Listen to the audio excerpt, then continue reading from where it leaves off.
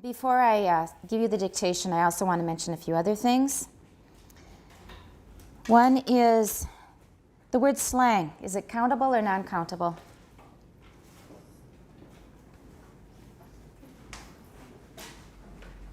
Carol? Good. Whenever I ask a question, that's a good guess. If I ever ask if it's countable or non-countable, it's good to guess it's non-countable, because usually I ask it because you put an S after it. Slang 不能加 S 的，不可以加 S. How about vocabulary? No. How about information? No. How about punctuation? 不可以加 S. Non-countable, because a lot of you say punctuations and slangs. Both of those 都不对. Okay, punctuation. You can say punctuation marks, right, but not punctuations. And then please do help us get some of these final exams back to students from last semester who are not here this semester. Is everybody ready with a piece of paper you can hand in? Don't put it in a precious notebook that you don't want to tear a page out, Carol, of. Everybody, make sure it's a page that you can hand in. 不要太心疼的纸，可是也不要太烂的纸. All right, everybody's ready. Start on the right side of the paper, 洞洞在左边. Everybody knows that. 洞洞在左边. And, yeah. Why are the 洞洞在左边? You had it right. You had it right. Don't change. Okay, this is the way we read a book, a notebook. We open it like this, and the first page is here. The first page is not here. So this is, you may think it's small, but actually it's very big, because if a Westerner picks up a sheet of paper that starts on this page, it will feel really odd. And if you're applying for a job, your boss may decide not to hire you because of that. It's just like common sense. If you're missing that common sense, they'll think, what other common sense are you missing? So all of your classes, 洞洞在左边 for the first page. Everybody's got that. And going back to our dictation, there will be no implosives. Okay, 先宣布 no implosives, so don't let that confuse you by guessing whether it's implosive or not. There are no implosives. And I'm going to use the microphone to make sure everything is clear. There are 10 items, but this time there is no spelling. There's only IPA. When we had English, we had spelling and IPA, but this time there's only IPA, therefore each one will be 10 points. And here we go. You may not do well on the first dictation. This is probably the first non-English dictation that we've had in the whole course. And here we go. Everybody ready? You need to be quiet when I'm reading. I'll say each one twice and go over the whole list at the end. Okay, watch me. Watch me while I'm dictating. 1. Ah. Ah.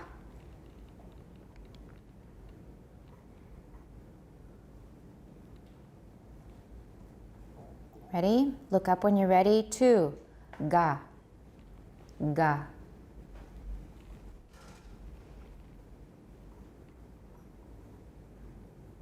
Ready?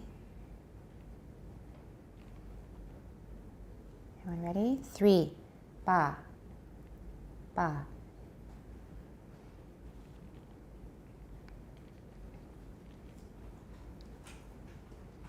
And just to save us a lot of trouble, which vowel are we using? We know it's ah. How are we going to write it? It's this one. So it's not a test on vowels. All of the vowels are ah. If you put a maozi on it, take the maozi off. 脱帽. Okay, this is the vowel we're using, ah. No maozi. Number 4, ready? Ta. Ta.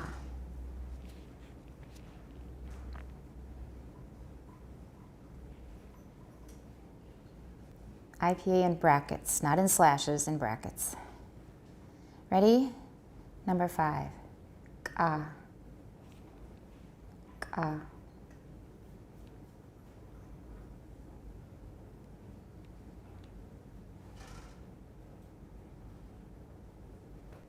Look up when you're ready.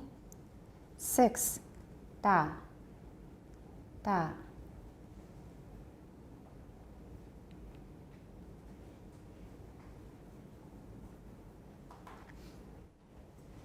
Ready? 7. Ka. Ka.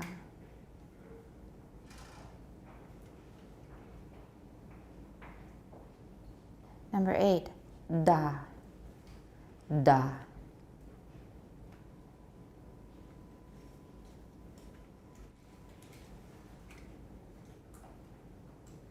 Number 9. Ta. Ta.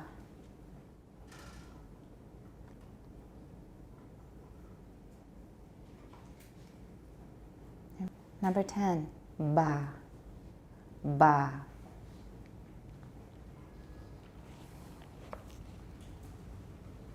We have a how many way distinction of initial stops in this dictation. A how many way? Is it a one-way distinction, two-way, three-way, four-way, five-way distinction? That means how many kinds of stops do we have in the initial position? How many different kinds? 6? We have a four-way opposition. We have a four-way opposition among the stops. 4 ways. That means there are 4 different kinds of stops. That's to help you further, to make sure that you don't make any careless or easy to make mistakes. I'm going to read the whole thing over slowly. Everybody watch me and listen, and then check your work for each one. So I'll say it, look down, make sure it's okay, and I'll go on to the next one. 1, a. 2, ga. 3, ba. 4, ta. 5, ka. 6, da. 7, ka. 8, da. 9, ta. 10, ba. Okay? Check your work. Make sure your name and other information is in the upper right-hand corner of your paper, and we're going to put the answers on the board to check our work. So check over your work again. Make sure your information's in the upper right-hand corner, and then let's mark it. Okay, Sylvie, 1, Carol, 2, Vivian, 3, 4, 5, 6, 7, 8, 9, 10. There we go. 刚刚好. Put the answers on the board. Let's check our work. Exchange papers, please. 1. Everybody say it. Ah. Okay, that is an ejective. Very good. 2. Ga. Right, I made the voicing pretty strong. This is a fully voiced initial stop. 3. Ba. 3 is ba. How do we write it? PA. So number 3, you will know for next time. Ba. It's just like in Chinese. Baba. Baba 就是这个音. And we write it with P because, sorry, Jerome? It's unaspirated. An unaspirated, unvoiced, or voiceless initial stop bilabial. Okay? So we haven't learned a sound like this at all. 我们还没有学. And actually, they're very, very rare. So it'd be, I can't even do a good voiced ejective because they're so unusual.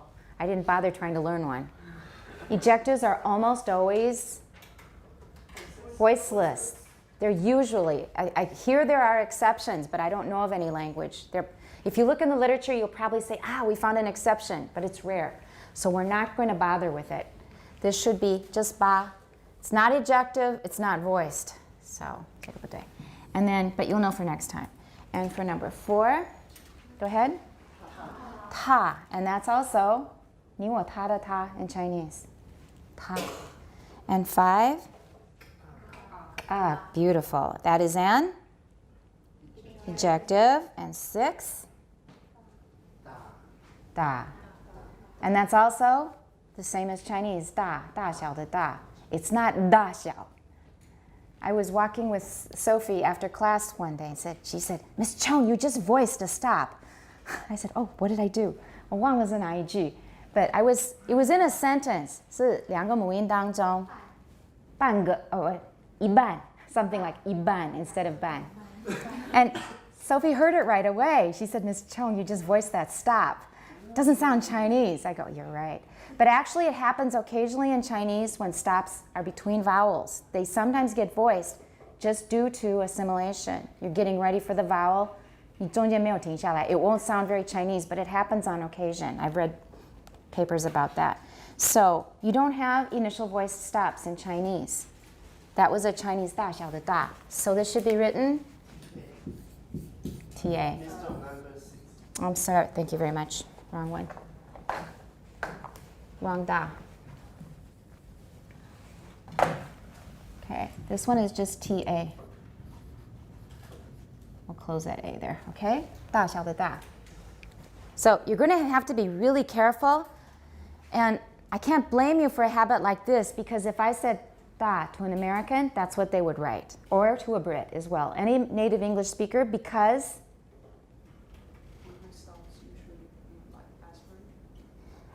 if they're voiceless, then we'll aspirate them ta, right? But if it's supposed to be a voice stop, the point is we don't usually voice it at the beginning of an utterance, right? For example, day after day, day after day. I didn't voice it and it sounds perfectly normal. So as a native English speaker, if you're a native English speaker, that's probably what you would write, but now we're phoneticians. And that's why I specifically pointed out we have a four-way contrast. A four-way contrast. That means we're going to have to distinguish between ba and pa with a raised small h. All right, so this one should be da, and then number 7 is ka, and that's correct. And 8 is da. And you can hear the difference now. Da, da, da, da. You can all hear it well now, right? You can all hear it really clearly. And 9 is ah, ah. Another adjective. And number 10 is ba, right? And it's not ba. It's not an implosive. I said there'd be no implosives. But this contrasts with, we don't have a ba here. There it is, the one we were just talking about. So say this one and then say this one. Go. Ba. And ba. Ba. Okay. How do you say zo in 闽南语? Ba. Okay, there you go. All right. 10 points off for each incorrect answer. Subtract from 100 and hand in the papers, please. So if you didn't do that well on the first one, don't worry too much because you'll get used to it. Last semester you had to get used to the dictations and that took a while. So this will happen again this semester because now we're working with exotic new sounds. And you'll need to get used to some different things to listen for, like voiceless, unaspirated initial stops. Okay, hand in your papers, please, if they're ready. Okay, very, very quickly, 徐永华.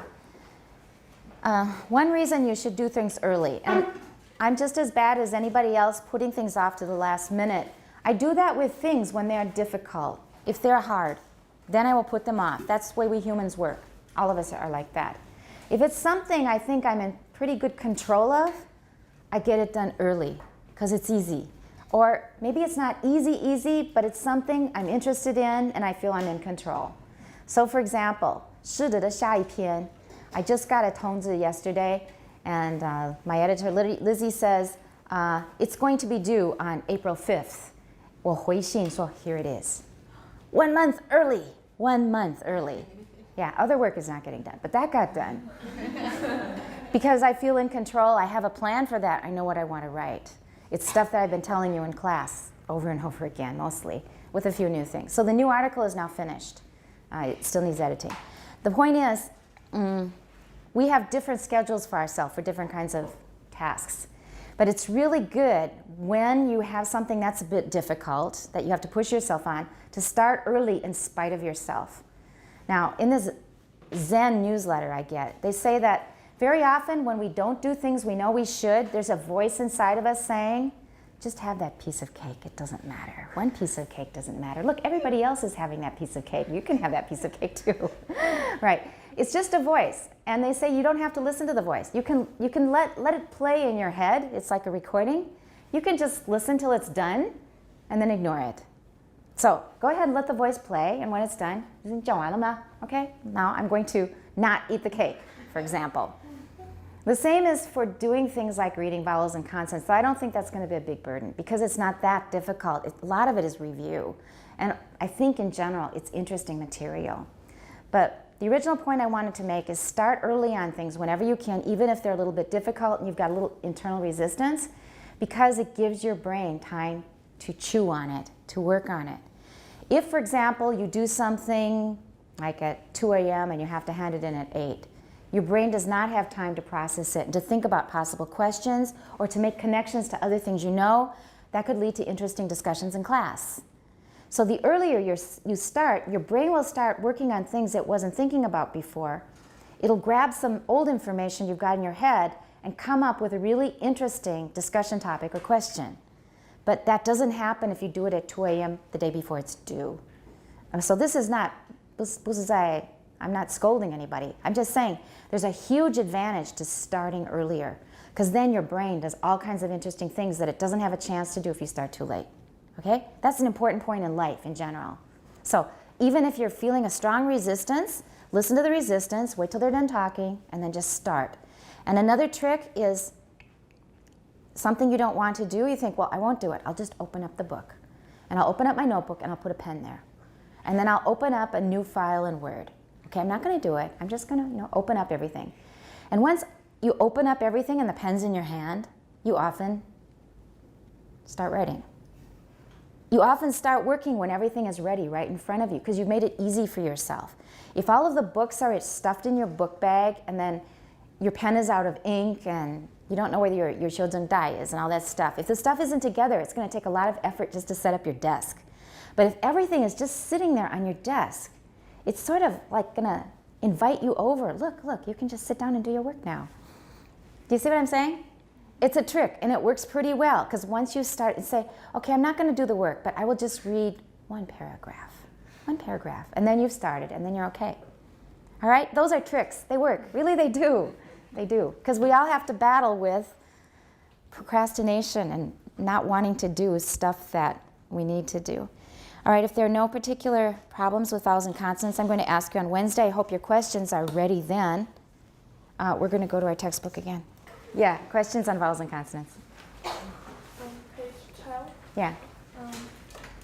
He said that there are two reasons why we don't use as many symbols to indicate tones. The first one is because they think 5 levels is enough. Right. But I don't understand the other reason, because it's the second is that I wanted to keep to the conventional way of describing Chinese tone. Right.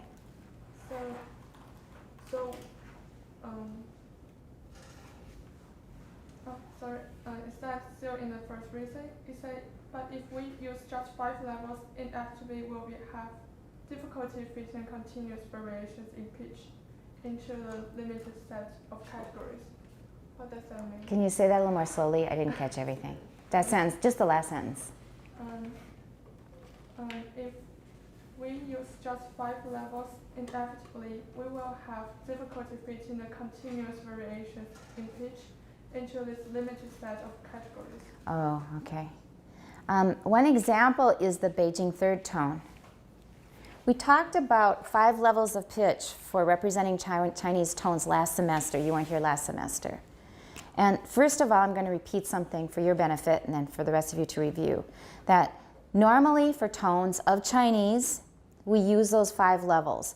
But and also for dialects of Chinese in general, all dialects, not just Mandarin, we usually use a 5-level system.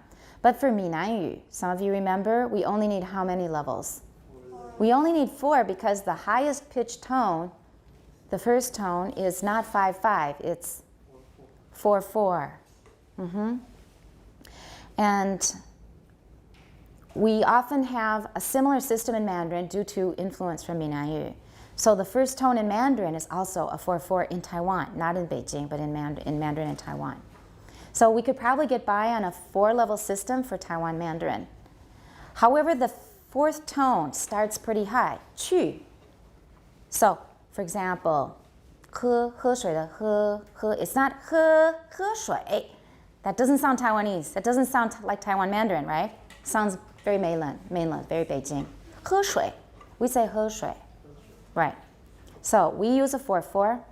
But for 去, it's not 去. It's 去. It starts pretty high. The fourth tone. In my observation, you can argue with me, and if you have data and proof, that's fine. You can share it. But I think the fourth tone, it's worth keeping the fifth tone in order, or the fifth level, to represent the fourth tone as 5-1. 去. It goes from the highest to the lowest point. 去. You can sometimes say it lower. And as we mentioned, the third tone in Taiwan Mandarin, is it a falling rising tone? No. For example, 走. It only goes down. In Taiwan Mandarin, I hear people sometimes talking in a low voice. Like at the end of the sentence, your voice gets really low. One thing I've noticed is, first of all, a second tone turns into a third tone at the end of a sentence. Have you noticed that? For example, 贫穷. We don't say 贫穷 at the end of a sentence. 他们有很多的问题，像犯罪啊，贫穷. Now, you may think it sounds funny, but start listening, put it in your notes.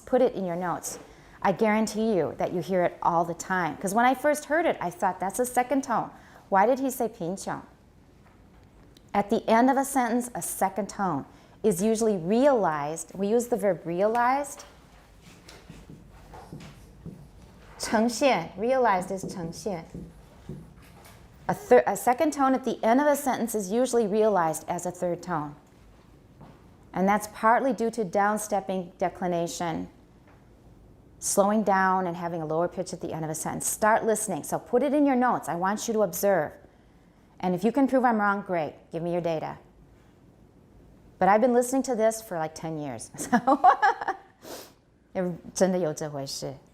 Out of the blue, maybe you're surprised. Just like you were shocked when I told you that the third tone doesn't rise. Weren't you shocked the first time? No? Because you're my former student. Or? I know it since I was in high school. How did you know it then? You observed it, or? You noticed. That's wonderful. Because most native speakers, they know it perfectly well because they say, 该走. 我要走. They won't say, 我要走. Nobody says it that way.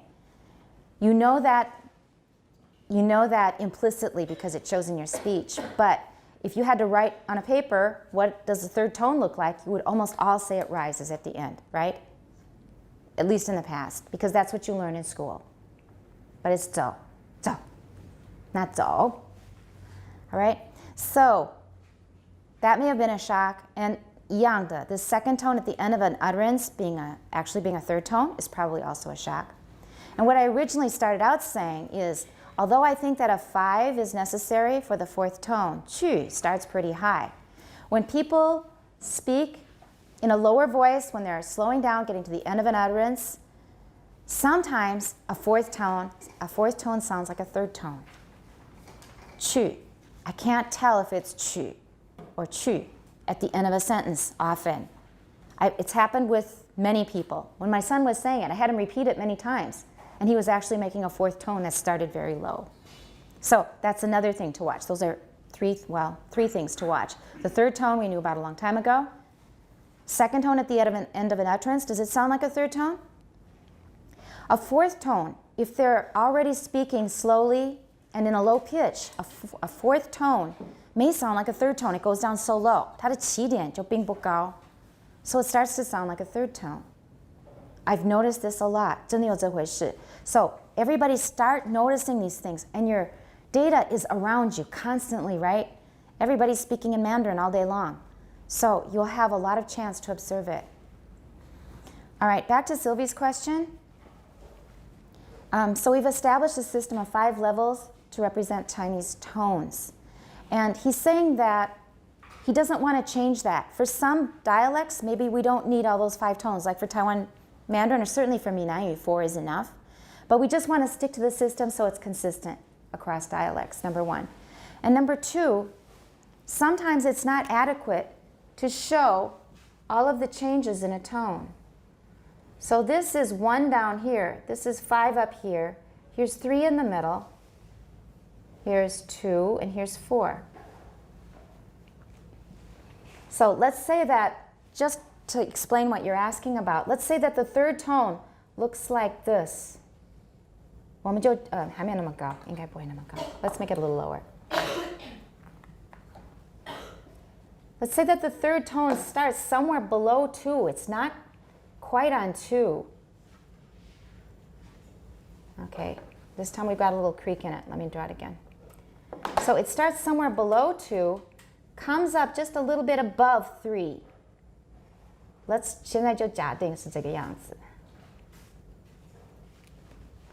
What are we going to call this tone in numbers? How are we going to describe it in numbers? This is a 3rd tone, a Beijing type 3rd tone. Let's just 假定. It starts somewhere below 2 but above 1, and it ends somewhere above 3. How are we going to write it down in numbers? 2, 1, 3 or 4, right? Just based on this data. Just based on this data. So either 2, 1, 3 or 2, 1, 4. But is that really accurate? We're just talking about this hypothetical case. I'm not saying that the 3rd tone is really this way. I'm saying if it were. If this is the data we collected. So is either one of these really clear or accurate?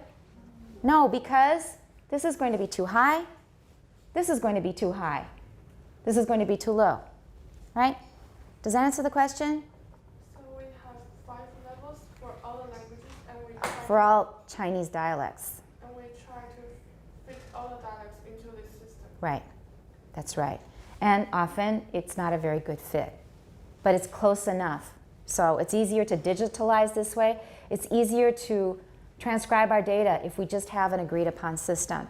There will be variation, and maybe it's not accurate. We can put that in a note in our transcriptions.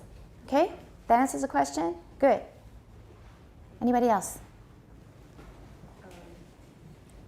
You just talked about the effects of intonations on our tone. So how exactly do we, Mandarin speakers combine these two? Because I think tone is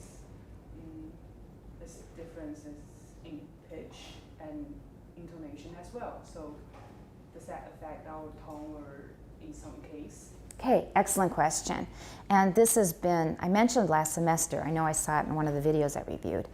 This has been a pretty hot topic in Chinese linguistics for many years, is to what extent is Chinese an intonational language? Because every language has to have intonation. We all inherently understand intonation. Like I said, even dogs understand intonation very well, very well. So Chinese obviously has intonation, but the realization is often different. Realization, 它呈现的方式会有点不一样. In English, it's mainly what? A couple things. Okay, stress. Stress is actually just a label. What does stress represent, or how do we realize stress? Number 1, pitch. Number 2, loudness is not number 2. Let's put that at number 4. Length, clarity of the vowel, and then loudness is number 4. Right. With intonation, we rely mostly on pitch and length. Right. Of course, we use stress and all those other things, but pitch and length are what we play around with most in intonation. You said what? You said what? Went way up there. But you cannot do that so sui bian in Chinese because you need your tones for lexical purposes. Right. There's lexical tone, you cannot mess that up. And foreigners learning your language will often do that, and it's very funny. Like I had a classmate years ago, and once we have said an intonation, we will usually keep it if there's a parallel phrase after it. And he was talking about teaching children English, and he would say to them, 好不好玩? 快不快乐? Why did he do that? He already established his pattern with 好不好玩. The next one was perfectly parallel, right? 完全的平行的结构. In English, we would use the same intonation probably. So 好不好玩？快不快乐？ All right?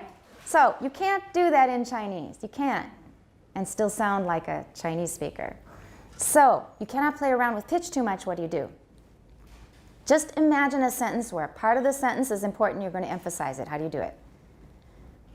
Number one, there's a way you do it that is not phonetic, really. It's grammatical. And that is, if you're really going to emphasize it, you're going to put it at the end of the sentence. That's number one. So in fact, you should put that in your notes. Chinese intonation often uses a grammatical means. Or let's say that emphasis in Chinese often uses a grammatical means. Put it at the end. That's the first thing you do. And that often corresponds to what we do with intonation in English. So number one is take care of the grammar part. Number two, what do? Assuming you're going to use phonetic means now to emphasize something, what do you do first in Chinese? Pitch is number one for English. What's number one for Chinese? Loudness. No, loudness is not number one. Again, loudness is usually 比较后面的. Of course it will be involved because when we use more energy, we're going to be louder. That will naturally happen, but it's not the most important one. Length or clarity? First, length is number one. Just say, all of the people were there. Say it in Chinese. Yeah, say it again. Did you lengthen it? Say it without emphasis. Say it very, very 平板 with no emphasis. All right, now say it with emphasis. It's pretty obvious, isn't it? You lengthen to emphasize. Number one is lengthening in Chinese. That's number one. Okay? Loudness may come after that. There will be some pitches, but they're usually more global differences of pitch. Your whole voice will get louder and higher and more excited. It's not just those syllables. For pitch and other things, usually, so if you're just saying something in a very plain way, 所有的人都到了。所有的人都到了，那是整句话，整个都很兴奋，都很那个声音比较高，那是整句话，不是单单只有所有的这个 phrase, right? So you will have pitch differences, but usually they're global, G-L-O-B-A-L, global. 全世界的表示说是整句，而不是说 local. It's not local. It's not just a few words. Those are actually technical terms, global and local. 我们在做那个语文分析的时候. So it's often a global rise in pitch when you're going to emphasize something and you're excited. So length is the main thing that you play around with in Chinese. Good. Anything else? Okay, did that answer your question? Yes. Okay, anybody else?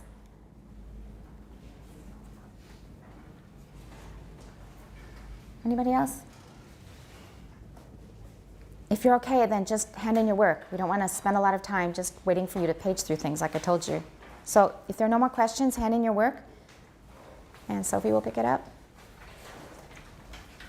And for next week, you need to read and summarize Chapter 3. And then after that, we're going to jump out of order.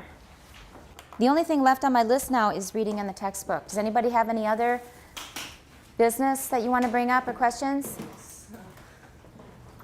Okay, otherwise we're just going to start reading. Okay, we're on 146, is that right? 146? And our first reader is? Okay, Vivian. Go ahead. Vivian.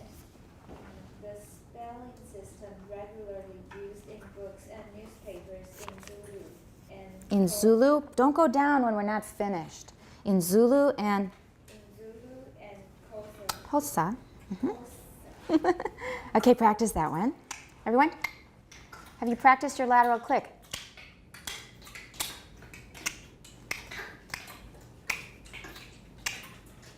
Okay, Xhosa, and it's aspirated. Xhosa. Go ahead.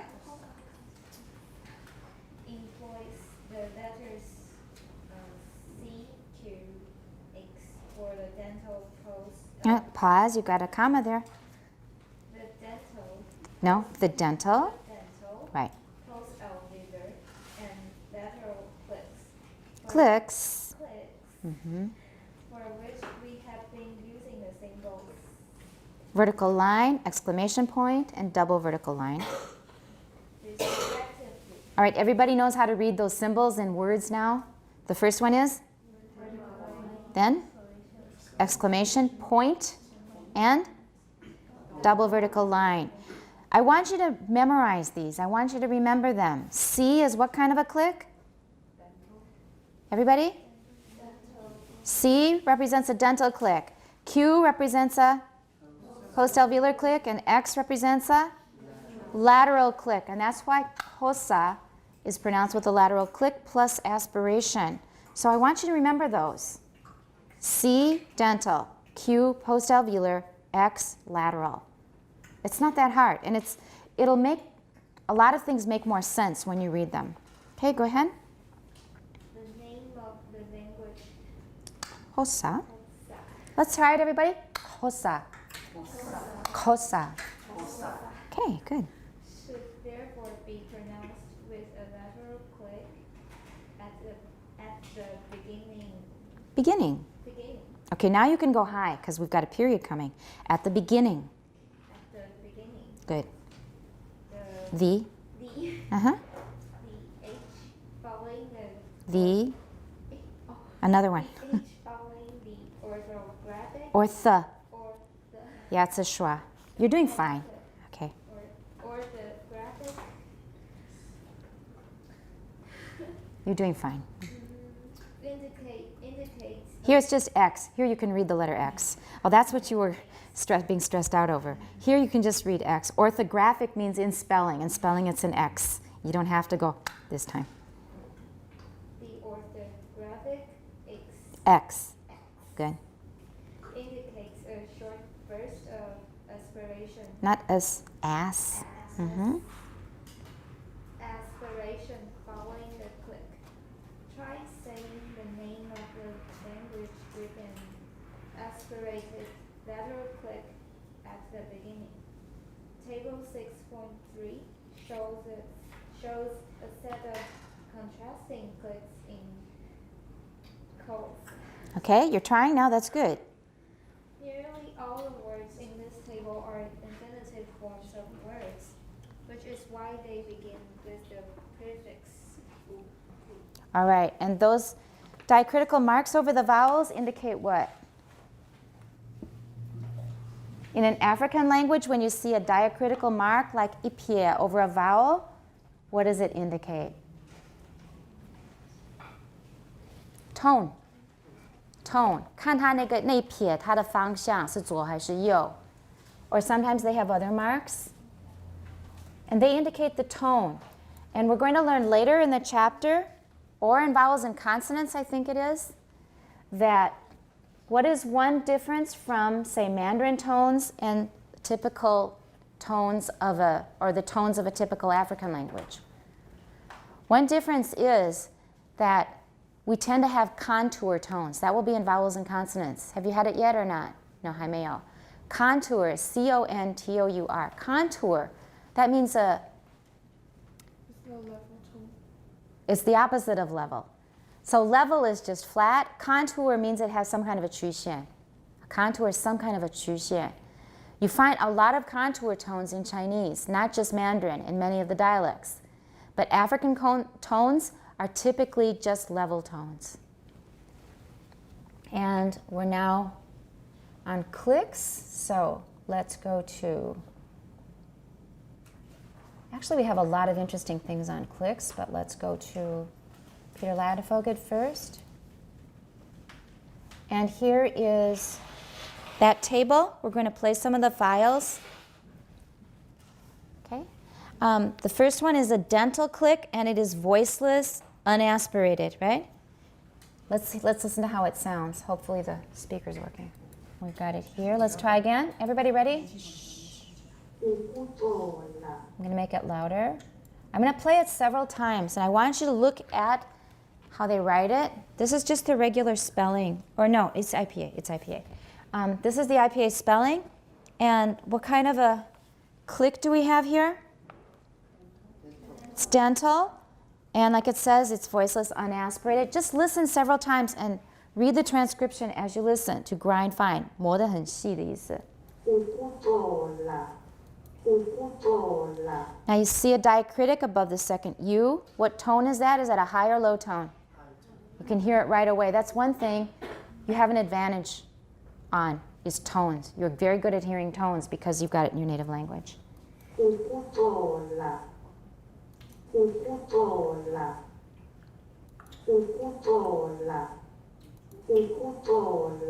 Try to say it. Okay, don't do it too soon.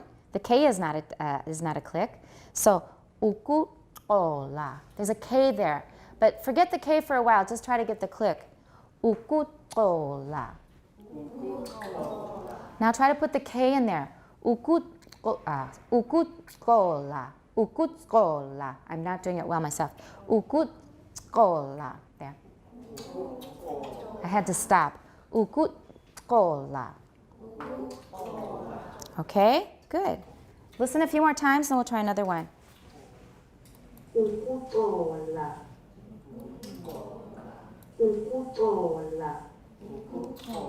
Good, all right.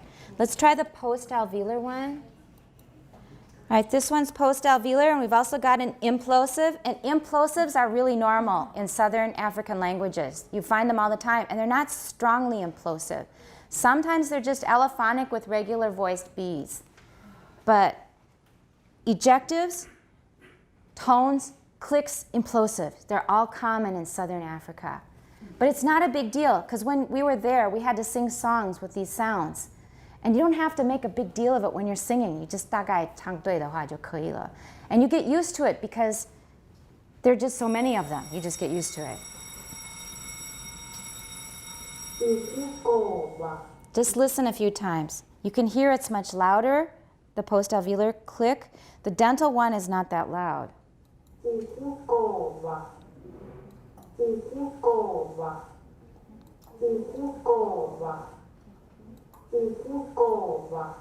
Try, listen. Go. Ukukoba. Ukukoba. Ba, ba. Let's try the alveolar lateral. All right.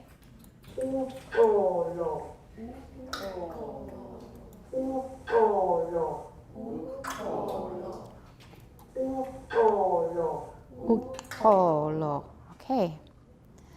Let's just go through the other ones before break so you get familiar with them.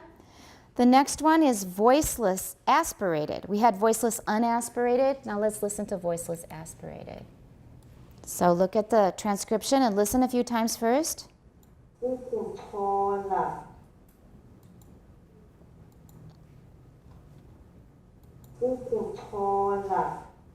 Did you hear the aspiration?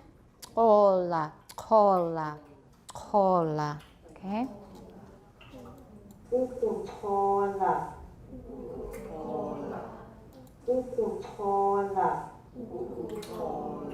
That was dental. Let's go to post-alveolar.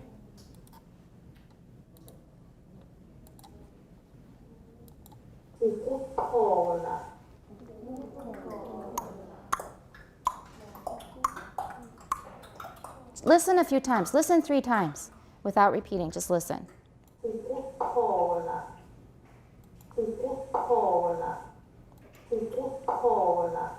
Okay, this time repeat. Ukukola. Ukukola. Okay. How? Lateral.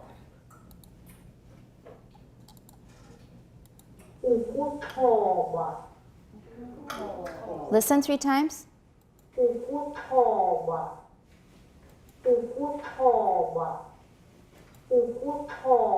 This time repeat. Ukukoba. Ukukoba. Okay. Let's try. Oh, we haven't done murmured yet, so we're going to skip that. Murmured 还没有学. Voiced velar nasal. We'll listen to it. I guess I will play it for you, but you don't have to repeat this one because we're going to learn this very soon. Just listen.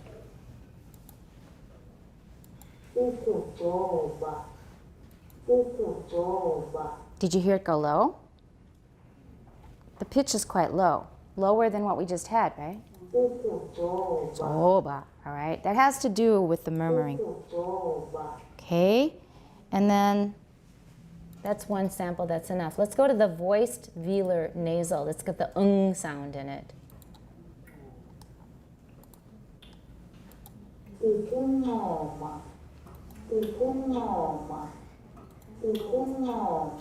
Try, listen. Go. Ukuma. That one's easier, isn't it? The nasal. Ukuma. Let's try the post-alveolar.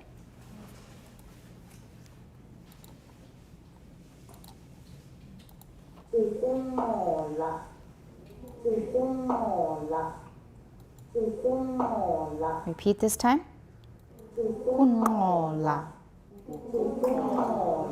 Okay, sorry, that was my timing. Go. It's not, it's just one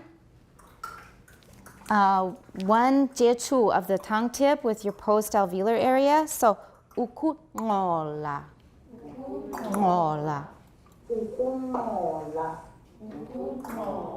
All right. And one more in this line. This one's the lateral click.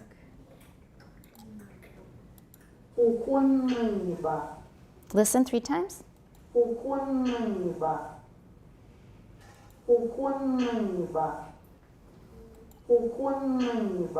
Ni. It has kind of a funny vowel.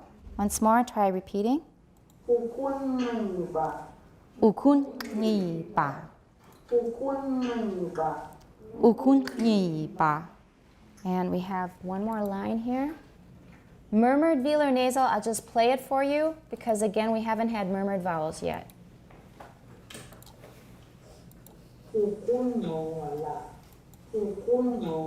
All right, so we got through this table, most of it, demonstrating clicks in Hosa. Do you have any questions?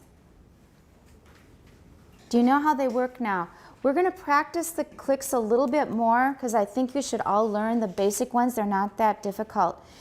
Because right in second hour, we're going to finish up basically the first half of chapter 6 because chapter 6, the title is Airstream Mechanisms and not phonation. Phonation, right. We are almost done with airstream mechanisms. With clicks, we're going to finish, which we'll finish on page 147. That's the end of our discussion on airstream mechanisms. So we'll do a quick review of them second hour right after we finish this part of the chapter. Okay, take a break. We're continuing. We're now going to finish the first half of chapter 6. So there's going to be probably less toto lala in this semester than last semester because last semester there were so many other things to do that we often worked into each chapter. We will still have other things now, but our goal is to finish the book. That's our main goal. And I want you to learn the material well. A lot of these sounds are exotic and weird, so you may not get them right away. I don't expect you to produce them on the spot. But with practice, I hope you learn all the sounds, including implosives. So make that part of your list, your to-do list, things that you want to accomplish, your list of goals. I want you to learn the different airstream mechanisms that we've learned here, each type of sound, and then also we're going to go on to the different types of phonation. Those are not going to be so hard. I think you'll have no problem with those. But as for these exotic sounds, there's going to be more. These are not the only ones. But these are the weirdest manners of, well, airstream mechanism. They're manners of producing the sound. The sounds that we're going to be learning in the chapter after this is consonantal gestures. The issue there is more place of articulation is going to be strange. For example, we haven't used the uvula very much yet. 就是小舌. We didn't need that for English, mostly. Although some English speakers have a very uvular L, like all. 很深哦，它已经变成是小舌音。Mine is probably pretty uvular. But normally we don't need a lot of those articulatory organs, but we're going to learn sounds like, for example, a uvular trill, which you use in German and French, especially German, Northern German. So we're going to be doing trills, but mainly we're going to be learning to use some different places of articulation we haven't used before very much. Let's now finish up part 1 of chapter 6. Go ahead. The CD also illustrates clicks in Zulu. In Zulu, remember before you're done, continuation rise. Everybody, if it's not on your schedule of improvements to make, please put it there, okay? In Zulu, a language closely related to Xhosa Xhosa. And say was a language. language. Make it longer. Language. Yeah. A language closely related to Xhosa. and in Nama and We solved that one last class. Just call it Ko. We're just calling it Ko. Go on. two Hoisan languages spoken in Hoisan. Khoisan. Or you can just say Khoisan. Mm-hmm. Two Hoisan languages spoken in Namibia and Botswana. Namibia. Namibia. Not in English we say Namibia, not Namibia. Namibia. Namibia. Right. And Khoi and San are two different language groups. Those are Bushman languages. They are a minority, like I said. They're like a Yuanzhumin of the area who have been pushed far south by the aggressive Bantus. And Khoi, often they write it Khoi-San. They're two different language groups of Bushmen. Go on. You can find examples of these languages by going to the index of the languages. Going to the Index of languages and the index. Mayo Ant. By going to the index of languages. Languages. Mm-hmm. The index of sounds. Index. Good. Index of sounds, or the map index. Watch the duh or the. Or the Mhm. map index. Map index. Map index. Right. All of which are accessible. Are what? Uh-huh. Yeah, everybody remember that one. 2 C's is usually k plus s, like accept, accept, access, accessible. The first one is k, the second one is s. Okay. Accessible Mhm. from the foot From the foot. of the title page. Good. They are also. They are. They are. They are also. Try not to put a glottal stop. Not they are, but they are. They are. Right. They are also listed on the contents page for this chapter. All right. Going to the index of languages. We've got a general index. We've got further reading. We've got a glossary. We've got notes. We've got an appendix. Here, B. Appendix A. Don't we have an, what are they talking about here? Yeah, they're talking about the CD here then. They didn't put it in the book. This is all about the CD. I thought they would maybe have it in the book as well, but they don't. So you can go to the index of languages and then you can find the links leading to the sounds that you find in the tables here. Okay? Did you finish? Yes, they are also listed. Good, next. Table 6.4 summarize the principal. Summer. Why is it rises? Anybody want to know why I keep repeating myself? Yeah. Because it's a sibilant. Therefore, we say summarizes. Summarizes. Watch that. Let's review the sibilants. What are they? Z, sh, zh, ch, j. All right. And this one is z. Go ahead. Summarizes Mhm. the principal airstream mechanisms. Note that Hmm? note that Yeah. harmonic Okay, don't make that all too long. And I've repeated this a lot, and this is habit. But you'll probably need to practice. Everyone, voiced. Voiced. Watch me when I say it. The gesture is really short. For the other diphthongs, you need to make it pretty long, but you also need to pronounce the second element. For this one, the "o" is really quite short, especially compared to what I hear in Taiwan. In British, it's a bit longer. My British friend does make it longer. So, voiced. Voiced. It's not voiced. Not voiced. Voiced. Voiced. Voiced. Voiced. Voiceless. Voiceless. Voiceless, not less. Less. Voiceless. Voiceless. There we go. Okay. Glottalic, aggressive. Watch the "k" once more. Glottalic, aggressive sounds. Sounds. Everybody sing the little song when we're not done. Continuation rise. Glottalic egressive sounds.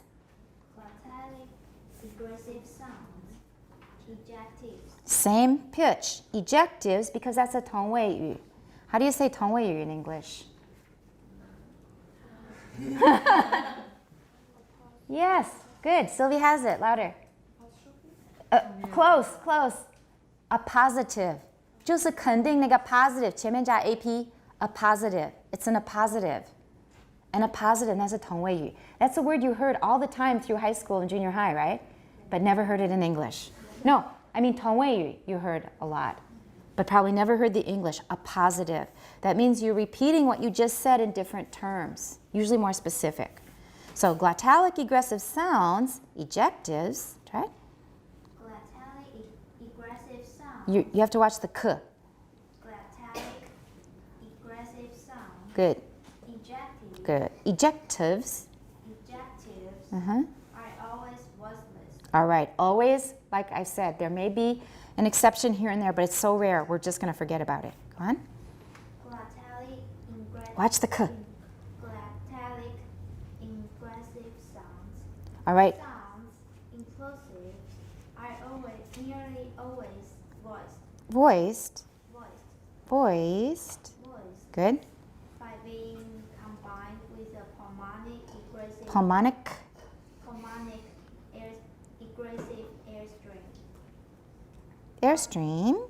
Airstream. Good. By voiceless glottalic Glott- aggressive sound. Glottalic. Glottalic Good. aggressive sounds. Voiceless implosives. Implosives. Implosives have been reported in a few languages. Languages. Languages such as the Owerri Mm-hmm. dialect Not da. Dialect. Good. of Igbo, Uh-huh. spoken Not spoken in. It's spoken in. in Right. Nigeria. Good. Spoken in. 连音. Spoken in Nigeria. Good. And that was one of the languages of Nigeria we learned about when we learned about missionaries going there. It's called either Igbo or Igbo. I think they're both correct. Igbo or Igbo. It's the same language. And the other major language, also a very big language. Nigeria is a very large country. It has the largest population of any country in Africa. They have I don't remember what it is, but they have a very huge population. And they have many, many languages, but these are the two main ones, Igbo or Igbo and Yoruba. And do you think these two groups of people like each other? No, they don't. They're always jealous of each other. They're always putting each other down. These people feel superior. These people feel superior. And it goes on and on. Okay. The other thing that you need to watch out for when you are reading words that are quite similar, except for one little part. Which part do we stress? For example, egressive, ingressive. For these two, what are we going to stress? Normally it's egressive, ingressive. However, when we contrast them, what do? Egressive and ingressive. We move the stress so the listener can hear which part is contrasting. So we'll read it like this. Note that pulmonic sounds can be voiced or voiceless. Nothing is really contrasting here, no problem. Glottalic egressive sounds, ejectives, are always voiceless. Glottalic ingressive sounds, implosives, are nearly always voiced. Here we say nearly. Nearly gets more stress because the other one is absolute. They are always voiced, but voiceless, sorry. Ejectives are always voiceless, but implosives are nearly always voiced. Nearly always voiced. Okay, nearly 跟 voice 都要放重音，因为 voice 跟 voiceless 有对比，然后 always 跟 nearly 有对比。So are nearly always voiced by being combined with a pulmonic egressive airstream. We need to make the E clear so we know which one it is. We need to listen carefully and be able to catch it easily. But voiceless, glottalic, ingressive sounds make the whole thing clear because it's so important and it's an unusual word. Voiceless implosives have been reported in a few languages, such as the Owerri dialect of Igbo, spoken in Nigeria. Let's continue. Forget the part in 挂号不用. Velary ingressive sounds click, Clicks, clicks, not click. click, Uh-huh. clicks Very good. may be combined with pulmonic ingressive Careful. Pulmonic. ingressive. Right. You have to make sure that you don't accidentally nasalize it because then we will think it's ingressive, just the opposite. Once more, pulmonic. Pulmonic ingressive sound. Right. So that the Sounds. sounds. Right.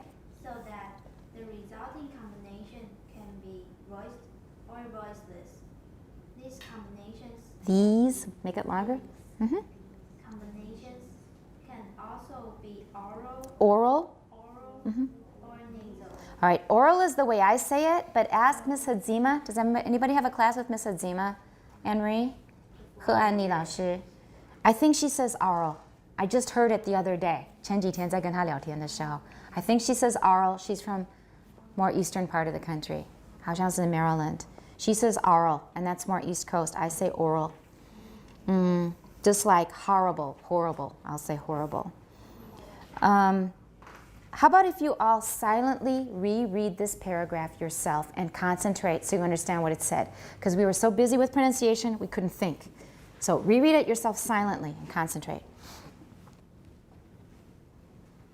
Everybody's read the paragraph? Now this is very 浓缩, right? Very 精炼. This contains a lot of information about these unusual sounds that we've just learned. It sort of summarizes their main features here. So this is a very useful paragraph for review. You might want to mark that. When you're preparing for a test and you need to review, go to this paragraph. And if you forget what some of this stuff is about, then go back into the main part of the chapter. But this is a very succinct review of what we've just covered, as is the table below it. Now we're going to get it in table format. I think I will just go over that with you so we get through it. First of all, we have 3 different kinds of airstream mechanisms. Okay, pulmonic, glottalic, and velaric. Pulmonic is the one we're most familiar with. It is the default for all languages of the world. 世界所有的语言的预设的 airstream mechanism. 那个运气的这个机制 is pulmonic. It's just the default for every single language of the world. It is egressive. Egressive is also the default for all languages. Although many languages have other sounds, egressive is the default. 预设的设定. That's what we assume unless something is marked as being a bit different. And we describe it in this way. Lung air is pushed out under the control of the respiratory muscles. 所以你用来呼吸的这些肌肉会挤出空气. And what kind of stops are produced with a pulmonic egressive airstream mechanism? They are called plosive. So that's a specific meaning for plosive. That's why I didn't want to use it last semester so much. Stops keeps it really general. But plosives are those specific sounds that we learned for English, PTK, BDG. And they can be, the vocal folds may be doing one of 2 things. They may either be, it says voiceless, but if we want to use a verb with vocal folds as the subject, the vocal folds are open. That's right, they're open. Or they may be pulled tightly together, closed, and air is pushed through, then we have voicing. Then the sound is voiced. So this first part of the table is what we're most familiar with from English and Mandarin as well. The second airstream mechanism is glottalic. And it is also, the first kind of glottalic airstream mechanism is also egressive. And pharynx air is compressed by the upward movement of the closed glottis. That means we have closed our vocal folds, 就已经闭紧了. And then 我们就是整个喉头会往上挤 to push air out. We've got to stop somewhere in the vocal tract, in the oral tract. 可能是 bilabial, 可能是 alveolar, 可能是 velar. 那个 stop 都已经摆好了，然后那个空气它是有限的这一株空气会挤一下，然后呢 the stop will be released and we have a little explosion. That's ejective.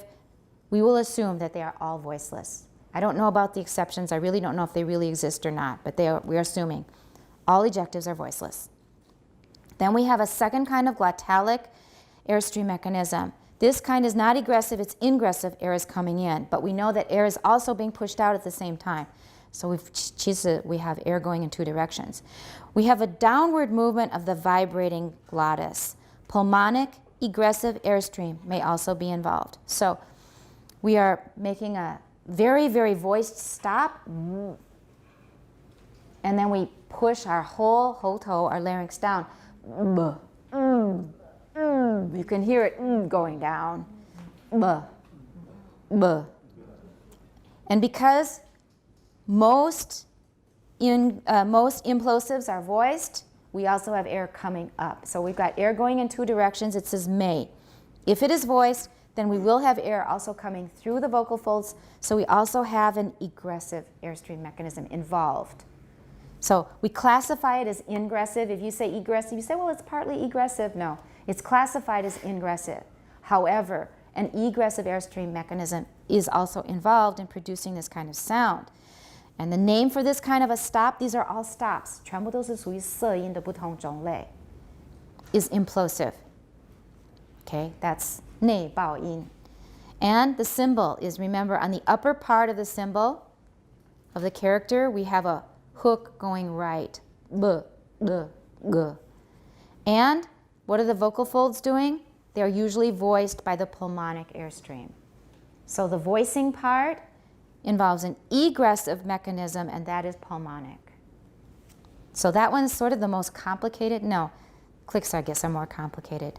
It gets a little more complicated the further down the table we get. This one's all clear, right? Implosives are clear. Try practicing them. B, d, g. On your own. Try to master them. Finally, the last kind, the third kind that we have learned about, and they all involve clicks, is the velaric airstream mechanism. This one is ingressive. Air is being sucked in to the mouth. So mouth air is rarefied. We've got a pocket of air sealed in the front. It may be alveolar, it may be bilabial, it may be postalveolar, it may be palatal. And that's the front place that it's sealed off. The back place will be the back of the tongue and the soft palate. So it's got two places where it's sealed off, front and back. The back one has to be velaric. And we've got this little pocket of air, and then we expand the volume by putting our tongue down. That's going to make the space larger, but we have no air coming in, so the air becomes rarefied, 变成空气非常稀薄. That means that we've got negative pressure, air outside and below. But mainly we're concerned about outside is going to be higher than the air pressure inside that pocket, which has now been expanded without getting fresh air.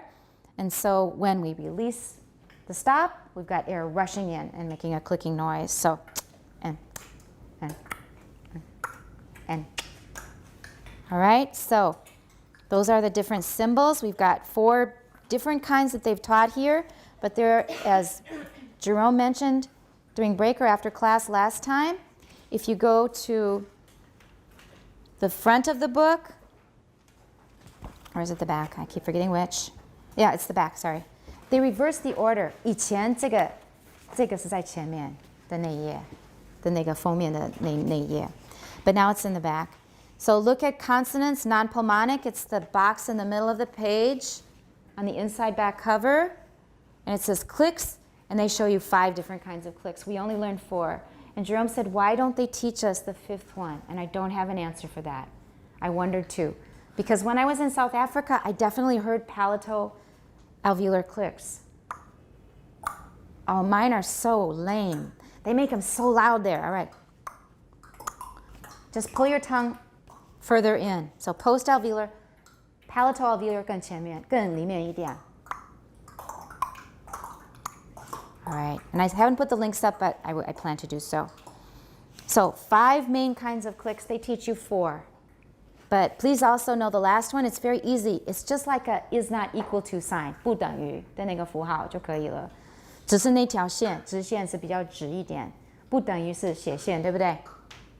This one is a 直线. So equal sign, 直线, that's a palatoalveolar click, 舌头更后面一点.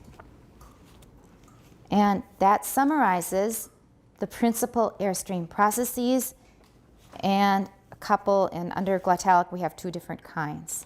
Do we have any questions? Use the book, use the sound files, practice these. It's fun. Like I said, they're a good party trick. What are you doing in phonetics class? You can 表演 some clicks. It's fun. It's great stuff. We're now moving on to states of the glottis, the vocal folds. Technically, the glottis is the space between the vocal folds, but we're often talking about the vocal folds themselves and what they're doing. They're the things that are controlling the action. So now we are starting on part 2 of chapter 6, page 148. Are we okay with part 1? Pretty much? Good. Next reader, please. And remember to read the chapter headings or the section headings. Miranda, states of the glottis. So far we have been considering sounds to be either voiceless with the vocal folds apart or voiced. Or voiced. Yeah, you're right. That's good. With the folds nearly together Together. Right. so that they will vibrate when air passes between them. Between them. I like between better. Between is okay. So far so good. This is just recapping what we already know, what we take for granted. 我们就觉得这是理所当然的事. But actually there are some things that we didn't learn last semester because they don't apply to English. We only learned what we needed for English. Now we're going to venture out into some different things you can do with the vocal folds. Go ahead. But in fact, the glottis, which is defined as the space between the vocal folds, can assume a number of other shapes. Shapes. Shapes. Look at my mouth. That's pretty good. Shapes. Shapes. Yeah. Don't round shapes too much. Watch. A lot of you are saying shapes, but it's shapes. Shapes. That's good. Some of these glottis states are important in the description of other languages and in the description of pathological voices. Okay, and pathological means? 病理方面的. That means there's something wrong with them. They're not able to say certain sounds correctly. There's something wrong with the way they talk. 我们认为他讲话有点不正常. Next. Photographs of 4 states of the glottis are shown in figure 6.6. That was good, and I'm going to get really picky with you. If something belongs together, try to keep it together. So photographs of 4 states of the glottis. So 1 break after photographs, and then keep 4 states of the glottis together. Photographs of 4 states of the glottis. Glottis. Glottis. Glottis. Glottis Mm-hmm. are shown in figure 6.6. Good. These photographs were taken by placing a small mirror at Mirror. You're still failing to do a continuation rise. So these photographs were taken by placing a small mirror. All of those have continuation rises, and you're mostly going down. So if you go up just a little bit, it'll sound more natural. These photographs were taken by placing a small mirror at the back of the mouth so that it was possible to look straight down the pharynx towards the larynx. No S, but towards is also correct. You sound great now with the continuation rises. 你很快就改过来了. It sounds much more natural that way. Go on. The top of the picture is towards the front of the neck. Okay, I'm thinking you might want to know the differences between British and American. In British, it is toward, 没有错. Toward. 它是英式，美式是 toward. Everyone? Toward. Toward. No W. Toward. No W at all. 没有 W. Toward. Good. Toward. All right. 音是 toward. Yeah. And I think I do that one okay. 那个发音还可以. Toward. Toward. Toward. The top of the picture is toward the front of the neck. The lower part toward the back. Right. Let's orient ourselves. So first of all, we've got 4 pictures down here. Those are actual pictures that they took of the glottis, but they're not totally proportional. 它的大小没有完全统一. So some look bigger, some look smaller. The lower right-hand corner, we see one that looks smaller because 下面的部分是黑影子里面，看不清楚. That's one reason. 可是它整个那个大小也没有完全按照比例，没有完全统一. Keep that in mind. So if they look kind of out of proportion, it's because they are. But it's difficult to get these photographs and make them perfectly the same size. The top of the picture is toward the front of the neck. So the vocal folds, the top of the picture that's up here, 的上面是我们的喉咙这个前面, right? That's the 前面. So remember that that's the front, and then the part at the bottom is the part in back. You need to have that orientation in mind, or you won't know what it's really showing us. So the top is the front, the bottom is the back. Let's go on. The vocal folds are the white band running vertically in each picture. Their position can be adjusted by the movements of the arytenoid. You're doing fine. Arytenoid. Stress is on the second syllable. Arytenoid. There you go. Everyone? Arytenoid. Arytenoid. Arytenoid. Arytenoid. Arytenoid. Cartilages. Cartilage is 软骨. All right, and then arytenoid, I've forgotten the Chinese, but you can see the thing that, the cartilage that's involved in opening and closing the vocal folds is the arytenoid cartilages. By the movements of arytenoid cartilages, which are underneath the small protuberances visible in the lower part of the pictures. Good. Okay, protuberances 突出物. Right.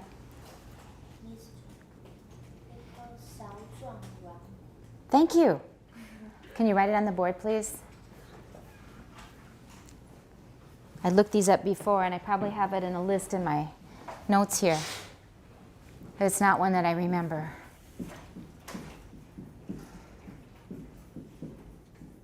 Oh, that's not hard to remember, actually. Yeah. 汤勺的勺. Very good. Okay, everybody say the Chinese name.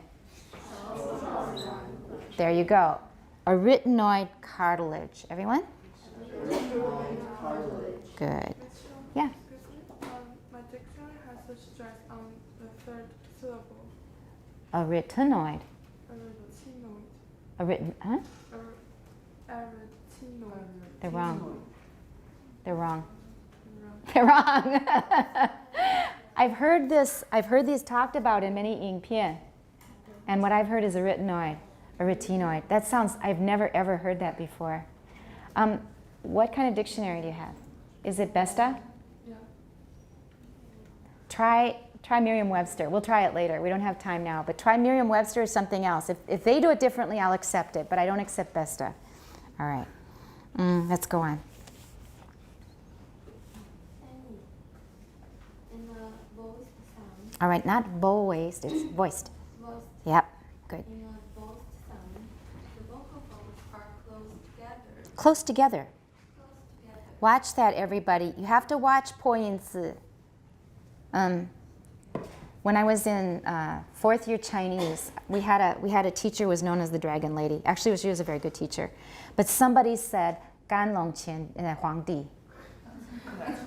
She yelled at us for 20 minutes. 她骂我们骂了20分钟. 干隆皇帝. We were only, we were not beginners, but it was too advanced for us. We really didn't know that. We should have checked it in the dictionary. But we were just reading in class, and when she heard that, she just yelled and yelled and yelled. That was such a terrible mistake. So now nobody says 干隆皇帝 anymore.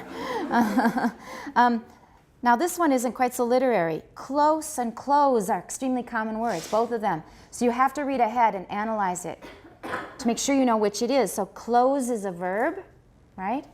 Close is the adjective. Close and close. Go ahead. So close together, here it's the adjective. The vocal folds are close together And you could actually call it an adverb here. Go ahead. and vibrating. Vibrating. Please, nobody. Actually, it's vibrating in British, so it's not that bad a mistake. But since we're doing American, stress is on the first syllable. Vibrating. And vibrating, as in the first photograph, Mm-hmm. in a voiceless sound. In a voiceless sound, sound 比较虚，而且有对比. So, in a voice sound, blah, blah, blah. In a voiceless sound, In a voiceless sound, voiceless. voiceless Good. sound, as in the second photograph. Second photograph, because we've already mentioned First photograph, first photograph, right? as in the second photograph. Mm-mm. We don't stress photograph because we've already mentioned it. In the second photograph, Right. they are pulled apart. Pulled. Pulled. Good. Everyone pulled. That's written as a short but because of the L, it changes. It sounds kind of weird. So for example, put. That's the default sound, put. Everyone put. Uh-huh. But before L, the vowel will change quite a bit. L changes vowels a lot. Pull. 几乎是没有什么 rounding in American especially, but in British too as well. Everyone pull. Look at my mouth. Do you see rounding? Pull. Pull. Do you see rounding? I don't feel much rounding. So pull. That one is weird. But we use the symbol because that's the right phoneme. It's just a different allophone. Go ahead. This position will produce a complete. This position. This position Remember, we stop after the entire subject. And if we stop, that means we have a little continuation rise there. So one of our 主题 for today for everybody is watch those continuation rises at pauses. It's not a huge one. It's not this position. We don't have to overdo it. But there is a gentle continuation rise. This position. Position. Z is the tonic stress. This position. Good. And everybody also note the S is pronounced as Z, pz. And also the I is not E, it's I. Pz, not pz, pz. This position. Very good. Very good. will produce a completely voiceless sound. Voiceless sound. A completely voiceless sound. Voiceless sound. Mm-hmm. If there is a little or no If there is what? little Right. Why did I get so picky about Because I have a little time and I have little time. It's totally Totally different things, right? I have a little time. 有点时间啊，我们就可以先聊一下。I have little time. 我时间很少很少. That means 不要吵我, right? Okay. if there is little or no airflow through the glottis. Glottis. Glottis, as in the case of a voiceless fricative or an unaspirated stop. Unaspirated. 原因? Oh, Unaspirated. Right. Okay, now this stuff is getting really technical. Well, not getting, it's always been, but this is really quite technical. So let's look at each photograph as he's describing it, as they are describing it, and understand what's being said. If it's a voice sound, which is the upper left-hand corner, everybody's looking. 没有人左右分不清吧? Some people are, like my father-in-law was. 他是左撇子, and he was forced to become right-handed when he was young.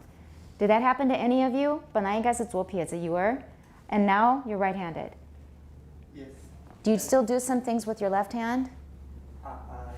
Like when I eat the steak, I use the knife with my left hand. So do I. Let's see. No, I don't. No, I don't. You're right. Okay, is that the only one? And sometimes I mix the direction. That happens, doesn't it? Okay, that happened with my gongong because he was originally a 左撇子, but he was forced to become 右撇子, which happened to most people of his generation. Even in your generation, you were forced to become right-handed. How old? How did it happen?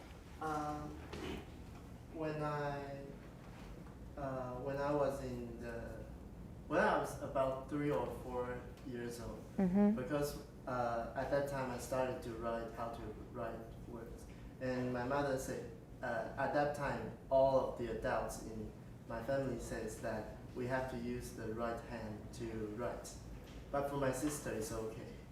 She became left-handed? Yes. Is that because she's a girl? No, I think it's because my mother told her to write with the right hand, but she can use the chopsticks with her left hand.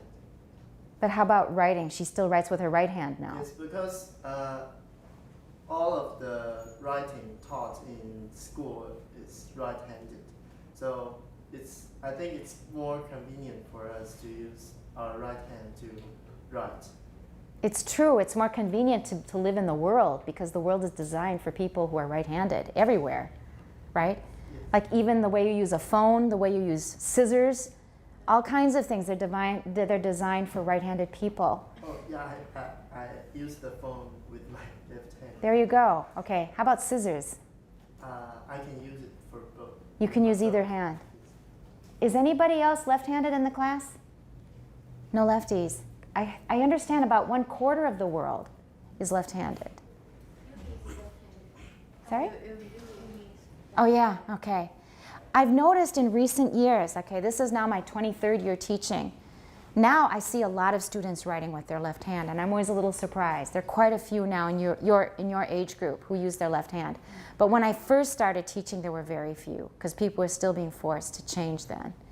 And that, I think, for some people, it affects your orientation. 左右会有点搞不清楚. Because for me, even now, after living in the world all these years, I think, right, the hand I write with is right. 对，他说右的话, I think 我哪一只手用来写字? I still think that now, to make sure I get right and left correct. Right, that's the hand I write with. So if you can write with either hand, it's easy to confuse which one it is. Anyway, when my gongong was still alive and we'd be driving, he had a driver. 他以前有个司机. He was a 军官. Anyway, he would say 前面右转, and then 右转, 右转, 右转, 不对, 右转. He said 我是右转啊. 不对, 右转, 右转. Happened all the time. All right. Left and right. Right. So the reason I asked is I just want to make sure everybody can keep left and right straight. Upper left-hand corner. That's an example of vocal folds when they are producing a voice sound. So you can see this is the back. You can see the arytenoid cartilages. They're what push the vocal folds together. And so they're tight, 就并拢了. And then the air pushes through. 然后中间的那个组织 the tissue, 它有弹性, the air will push through and then they pop back together. Push through, they pop back together. And that produces a voice sound.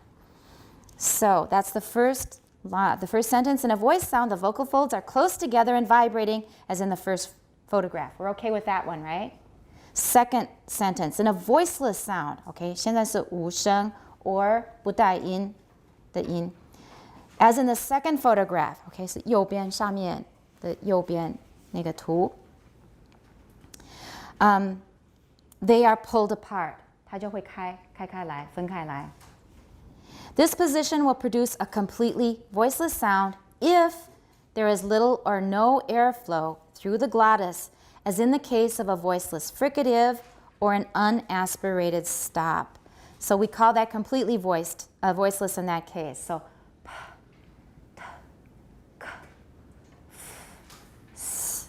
all right, a voiceless fricative, unaspirated stop, we get no voicing at all.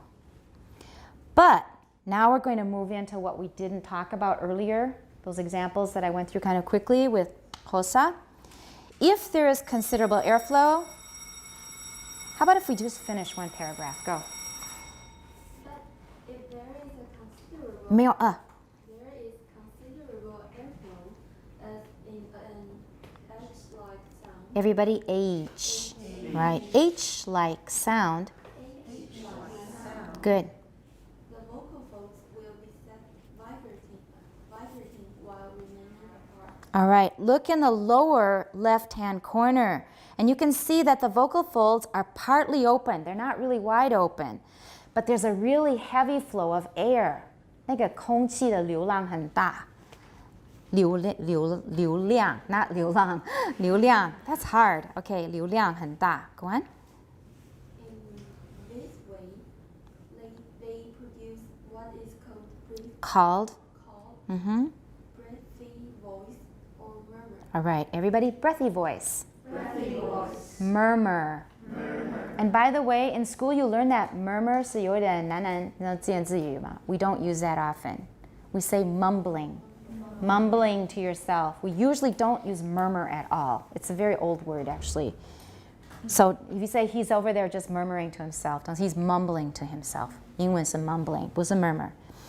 We're going to use it in a technical sense, though, for phonetics. This is a special kind of sound. We'll just finish the paragraph, and then we'll practice it next time. Okay, let's just sort of get some of the ideas in our head. Go on. The second photograph is labeled voiceless. Voiceless. Voiceless. Good. Because this is the usual position Good. in voiceless primitive. Good. But in an intervocalic, as in ahead, the vocal folds are in a very similar position. In. In a Good. very similar position. In these circumstances, Good. they will produce breathy voice by vibrating loosely, so they appear to be simply flapping In the airstream, right. in the airstream. You still need to work on voice. You still say voice. Voice. Voice. Good. Go on. The third photograph shows another kind of breathy voice. In this sound, the vocal folds are apart between the Arytenoid. arytenoid cartilage Jizz. ledges in the lower posterior Posterior. part of the photograph. They can still vibrate, Vibrate. but at the same time, a great deal of air passes out through the glottis. All right, and I will just demonstrate what it is so you know what it is. It's not difficult. It's just if you make a voiced H and then you produce a lot of air while you're doing it. You're all good at it. It's sort of the way you sound when you have a respiratory problem. 有点气喘什么的时候有类似的音。And that's all we need to know this far. It's going to go together with stops, especially in Indian languages. Like B, what they write as BH is ba, ba. And we'll learn about that next time. Very good. So you have your assignment for vowels and consonants, and I won't forget it next Wednesday, I promise myself and you. We will also have a dictation, usually on Wednesdays. 我们就例行. Wednesday we'll have a dictation. Next time, we will have some implosives. Certainly some implosives next time. You did, I'm sure, okay, pretty well on this one. Review in the textbook. Remember to 执行, to carry out your pronunciation improvement program. You can revise it as you go along. 就说你发现你已经会了，你就可以换新的，或者这个需要多一点时间没关系，或者是发现一个新的音要加也可以。And Sophie, anything else? That's it? Okay, we'll see you on Monday.